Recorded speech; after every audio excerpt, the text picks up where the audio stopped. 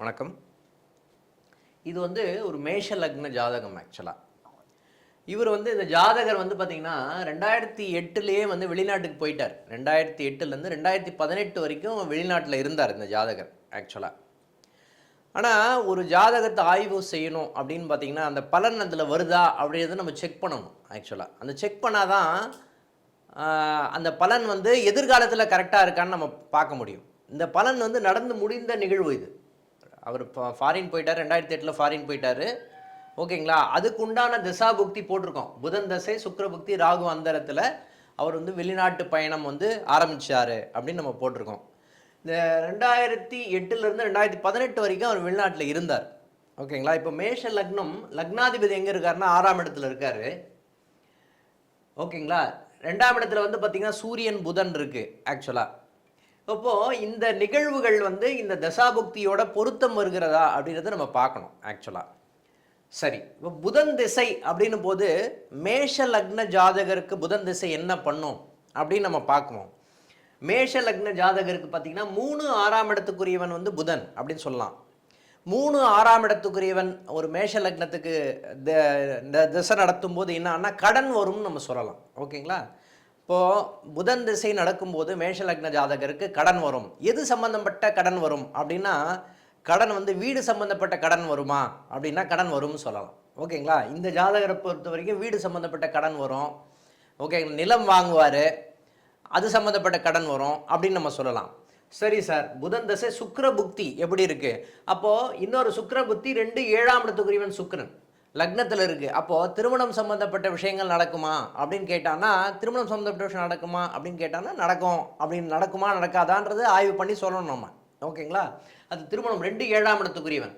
ஓகேங்களா? பணம் சம்பாதிக்கிற சம்மந்தப்பட்ட விஷயங்கள் வருதா அப்படின்னா, பணம் சம்பாதிக்கிற சம்மந்தப்பட்ட விஷயங்கள் வருதா அப்படின்னு நம்ம சொல்லலாம். ஆனால் இந்த ராகு வந்து பார்த்தீங்கன்னா புதன் திசை சுக்கிர புக்தி ராகு வந்து பார்த்தீங்கன்னா 3ஆம் இடத்துலேருந்து அந்தரம், ராகு அந்தரம் வந்து 3ஆம் இடத்துலேருந்து நடந்தது. அப்போது ஷார்ட் டைம் ட்ராவல்னு சொல்லலாம். 3ஆம் இடம் வந்து அதை சிறுதூர பயணம் அப்படின்னு நம்ம சொல்லலாம். அப்போது புதன் திசை சுக்கிர புக்தி ராகு அந்தரம் இவருக்கு கடன் கொடுக்குமா? இந்த மேஷ லக்ன ஜாதகருக்கு கடன் கொடுக்குமா? கடன் கொடுக்கும். நிலம் சம்பந்தப்பட்ட கடன் கொடுக்கும். ஏன்னா 6ஆம் இடத்துக்குரியவன் 2ஆம் இடத்துல இருக்கார்.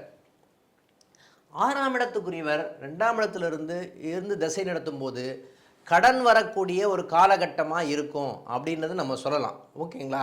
அப்போது இந்த ஜாதகர் இது வந்து இப்போ நம்ம என்ன சொல்கிறோம், இப்போது புனர்பூஸ், அதாவது நம்ம அந்த புதன் தசை சுக்கிர புக்தி ராகு அந்தரம். ஓகேங்களா? புதன் தசை சுக்கிர புக்தி ராகு அந்தரத்தில் பலனாக சொல்லும்போது இது 12ஆம் இடம் விரயஸ்தானம், சந்திரன் எங்கே இருக்காரு? 12ஆம் இடத்துலேருந்து இருக்காரு.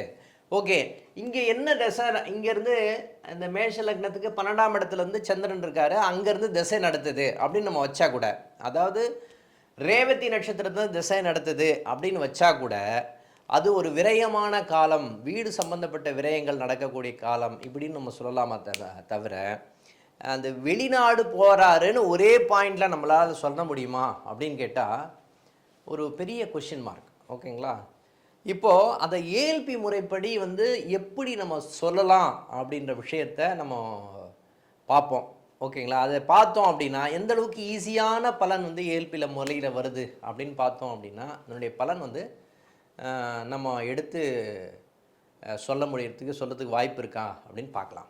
அச்சய இலக்கண பദ്ധதி ஜோதிட முறையில் இந்த ஜாதகத்தில் ஒரு நிகழ்வு அவங்க சொல்லிட்டாங்க. என்னுடைய வாழ்க்கையில் நான் வெளிநாட்டு பயணம், நான் வந்து வேலைக்காக நான் பயணிக்கிறேன் அப்படின்னு தகவல் சொல்லியிருக்கார். உண்மையிலேயே இந்த ஜாதகம் கரெக்டான நேரத்தில் தான் அந்த பொருத்தம் இருக்கா அப்படிங்கிறத நம்ம வந்து இப்போ சத்யநாராயணன் சார் வந்து பாரம்பரிய முறையில் அவங்க சொல்லியிருந்தாங்க.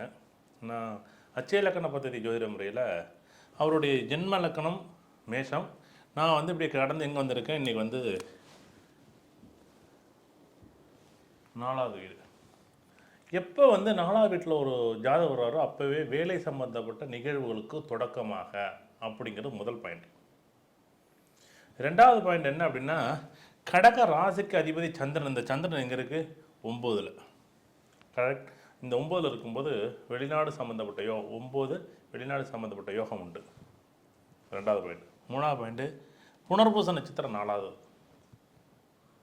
புனர்பூசம் 4. அப்போ இந்த குரு பகவான் புனர்பூச 4 எந்த நீர் ராசியில் ஸ்டார்ட் ஆகுது 2008லேருந்து 2018 வரைக்கும். இங்கே காற்று ராசியில் இருக்கிற வரைக்கும் முயற்சி பண்ணியிருப்பார். ஆனால் இங்கே என்ன பண்ணியிருக்கு, அது நடந்திருக்கு, அந்த நிகழ்வு நடந்திருக்கு. 2008லேருந்து 2018 வரைக்கும் அவருக்கு நடந்திருக்கு. நான் வெளிநாடு போயிருக்கேன், 2008 நான் வெளிநாடு போனேன்னு சொல்லிட்டார், அவர் தகவல் சொல்லிட்டார். அது சரியான பொருத்தி பார்க்குறது இந்த நிகழ்வு. அப்போ புனர்பூசம் 4, அப்போ 6க்கும் 9 கூடியவன் யார் அப்படின்னு பார்த்தீங்கன்னா குரு பகவான் எங்கே இருக்கார், 4 இருக்கார். அந்த குரு பகவான் தன்னுடைய 9ஆம் பார்வை 12ஆம் வீட்டை பார்க்குறாரு. எத்தனை பாயிண்ட் முதல்ல சொன்னது பாருங்கள், கடக லக்கணத்துக்கு வெளிநாடு போகலாம். அடுத்தது 4வது வீடு வந்து வேலைக்கு சம்மந்தப்பட்ட வெளிநாடு போகலாம். அதே சந்திரன் 9ல் 3வது பாயிண்ட்டு வெளிநாடு போகலாம். அடுத்து குரு 4ல் வெளிநாடு போகலாம். குரு தன்னுடைய 9ஆம் பார்வை 12க்கு போகுது. 5ஆம் பாயிண்ட் 5 பாயிண்ட் இதில் 6வது பாயிண்ட் 12ல் ராகு. அப்போ புனர்பூசம் 4 அங்கேயே நவம்ச புள்ளி யோகமாக இருக்கக்கூடிய காலத்தில், நிகழ்காலத்தில் அவருக்கு ஒரு சுபமான ஒரு யோகமான காலம் நடக்குது. அதை விட இவருக்கு என்ன அப்படின்னா, இந்த லக்கணத்திற்கு, இந்த கடக லக்கணத்திற்கு இப்போ இது வந்து 7 வந்து ஒரு நிகழ்வு சொல்லியாச்சு. ஆனால் இன்னை விட இவர் திசையை பாருங்கள். இவருக்கு திசை எங்கேருந்து நடத்துது, 11லேருந்து நடத்துது. 3-12 கூட எங்கே இருக்குது, 11லேருந்து திசை நடக்குது. யோகமான காலமாக மாறுது அவருக்கு. வெளிநாடே அது யோகமாக மாறுது. சுக்கிர புத்தி 10லேருந்து தொழிலுக்காக போகிறாரு. 12ல் ராகு வெளிநாடு போகிறாரு.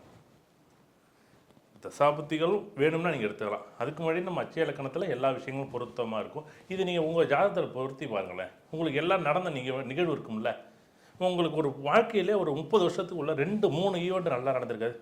கல்யாணம், வீடு கட்டினது, இடம் விட்டு இடம் நகர்ந்தது, ஒரு பொருள் வாங்கினது, இல்லை பொருள் விரயமானது, இப்படி நிறைய நிகழ்வு உங்கள் வாழ்க்கையோட நடந்திருக்கும். அப்போ ரெண்டுக்கும் இப்போ பாரம்பரிய முறையிலையும் உங்களுடைய அச்சய இலக்கண பற்றி ஏஎல்பி ஜோதிட முறையிலும் நீங்கள் பலன் போட்டு பாருங்கள். நடந்த நிகழ்வுகளை வந்து பொருத்தி பார்க்கும்போது உங்களுக்கு எது பொருத்தமாக இருக்கோ அதை எடுத்துங்க. நன்றி, வணக்கம்.